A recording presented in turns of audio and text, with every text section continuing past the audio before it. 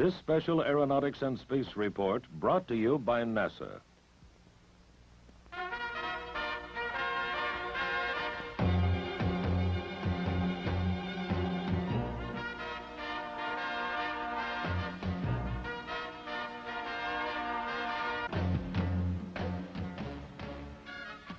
Aeronautics and Space, 1973.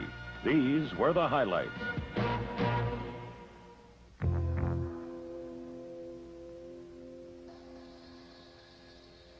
This was the year of Skylab.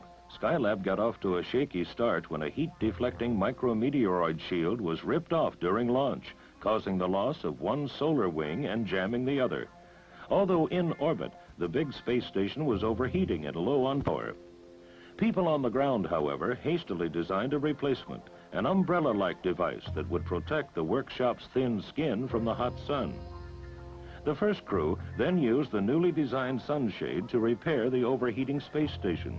They also deployed the jammed solar wing. Result, an increase in electrical power and a cooler place to work. And work they did. 3 separate astronaut crews have lived in Skylab for extended periods of time, proving that man can withstand prolonged weightlessness.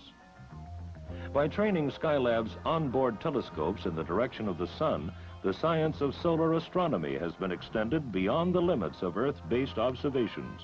We're learning more about the sun than ever before. Information that may one day help us use this giant furnace as a means of generating and controlling energy for use on Earth. Using cameras and remote sensors, the crews have accumulated hours and hours of intense observations of the Earth. Observations that have ranged from taking measurements of Hurricane Ellen over the Atlantic Ocean to photographing possible huge new mineral deposits in Nevada. By the time Skylab ends, more than 42,000 pictures of the Earth's surface will have been taken. They called her Arabella the Space Spider. Actually, Arabella was one of several student experiments on Skylab. The question raised by a young high school student from Massachusetts was, can a spider spin a web in the absence of gravity? The answer, as you can see, was yes. Tiny fish were another subject for study. This Buck Roger-like backpack was also tested. The well-dressed spaceman of the future may very well get about like this. American astronauts and Soviet cosmonauts trained this year to prepare for a joint space mission in 1975. The 2 crews will meet and join their spacecraft while in orbit around the Earth. Beyond the rescue capability they will demonstrate, it is hoped the complex project will lead to future international cooperative programs. It's called the Reusable Space Shuttle. Taking off like a rocket and landing like an airplane, it will virtually replace the way we transport manned and unmanned spacecraft into orbit by the early 1980s. To prepare for the shuttle, research and development programs continued to move ahead as high-speed wind tunnels were used to help solve the problems of re-entry. Here, undergoing tests, are special recoverable booster rockets that will be retrieved after launch. Other engineers prepare to make shuttle vibration studies, finding out where the stress areas are. At NASA's Flight Research Center in California, the X-24B lifting body was airdropped several times. The X-24 is developing maneuvering and landing capabilities for future aerospace vehicles like the Space Shuttle.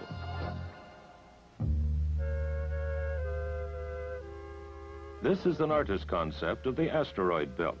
A scientific spacecraft, Pioneer 10, spent 210 days passing through the thousands of rocks, sand, and dust that make up the asteroid belt, on its way to this planet, Jupiter.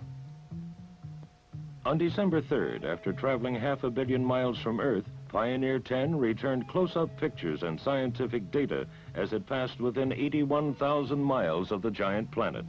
Data about its temperature and the makeup of its atmosphere.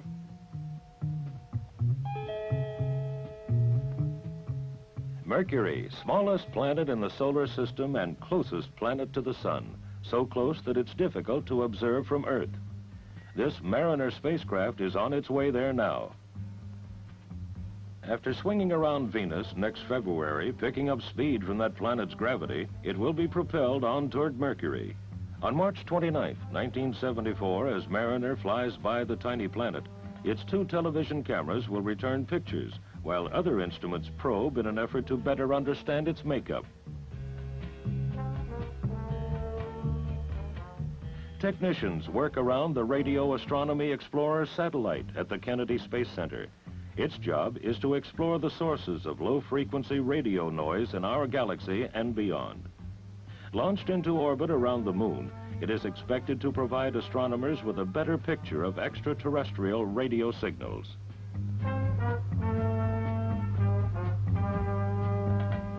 Work continued in the preparation of Viking, the spacecraft scheduled to land on Mars in 1976.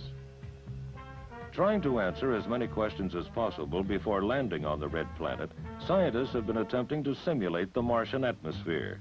Progress is also being made in preparing biological sensing devices to determine if life exists there. For years, NASA has used sounding rockets to probe the region of the Earth's atmosphere just below satellite level, but above the area where balloons return data. This year was no exception, with some 80 launches, both here and abroad. Several of the launches were in support of the manned orbiting Skylab.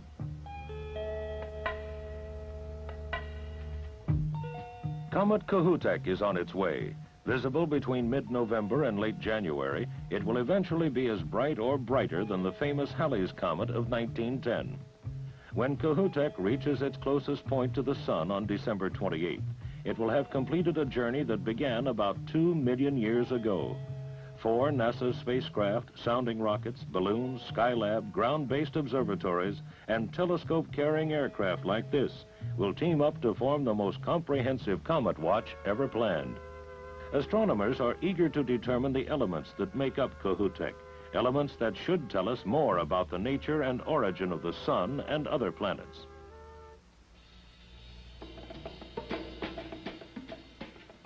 Santa Barbara, California, Louisiana and Mississippi, Cleveland, Ohio.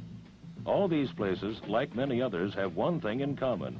Each was photographed by the Earth Resources Technology satellite orbiting 570 miles overhead. Since being launched in mid-1972, the Earth Resources spacecraft has returned nearly 100,000 pictures of our planet.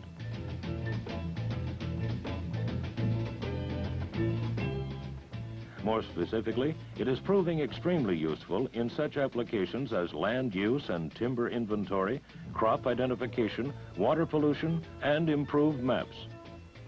To geologists, this area of California looks like this when the appropriate geologic information is superimposed.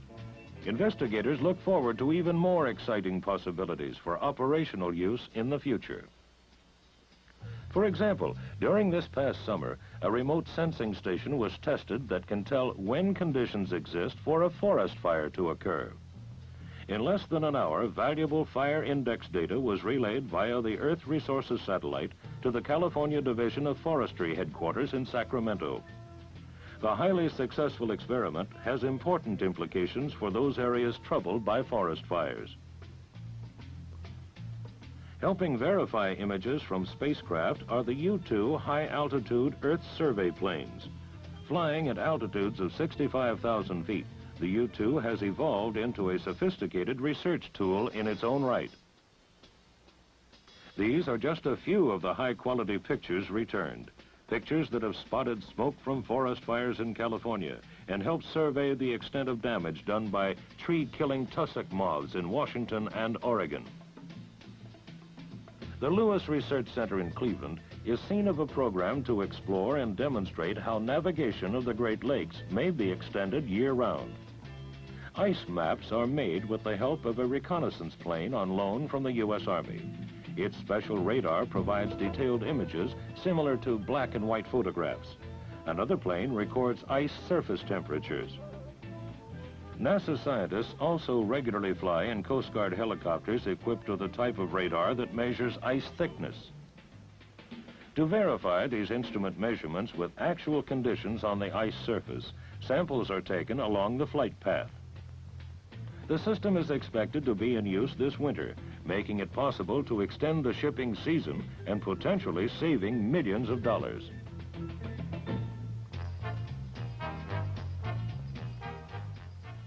NASA's Aeronautics program is geared toward improving civil and military aviation, noise abatement, airport congestion, visibility tests, short and vertical takeoff planes, and all aspects of aircraft safety. In great demand are the many simulators that help man work better with his machines. Some simulators use motion to make the pilot's senses believe he is flying. This man-machine integration, as it's called, tries, among other things, to determine the proper roles for humans and computers.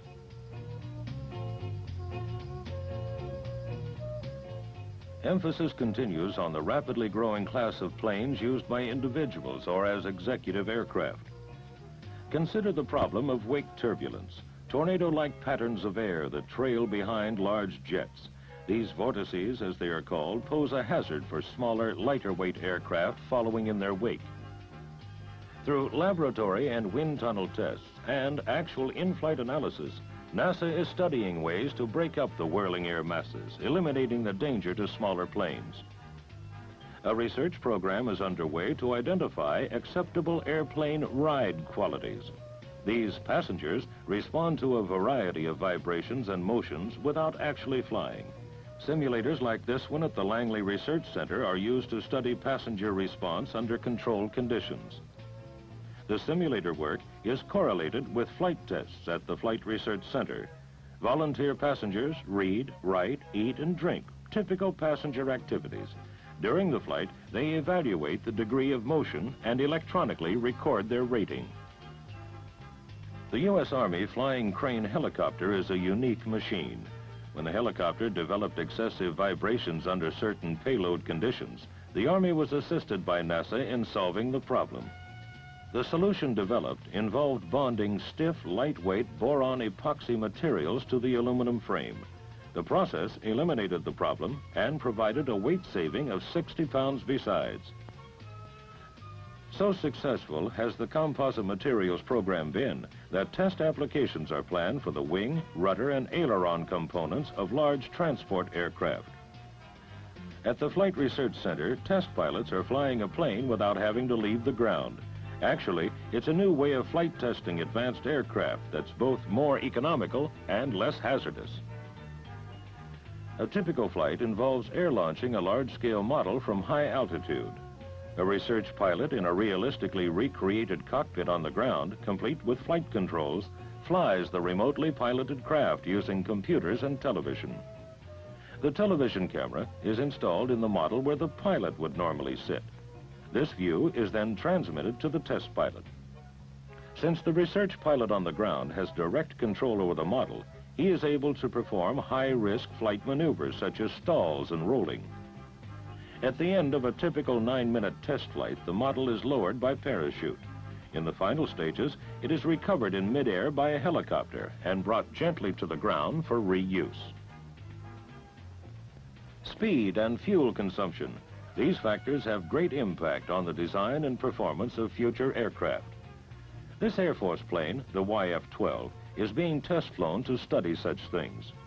Other areas of research include heating, flight stability and control, structural dynamics, gust response, and since the plane cruises at 3 times the speed of sound at 75,000 feet, the physics of the Earth's upper atmosphere.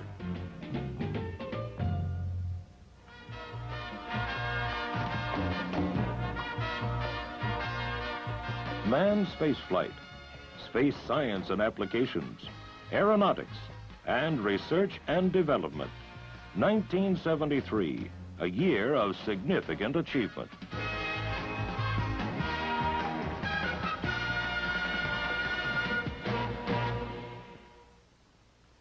This special report brought to you by NASA, the National Aeronautics and Space Administration.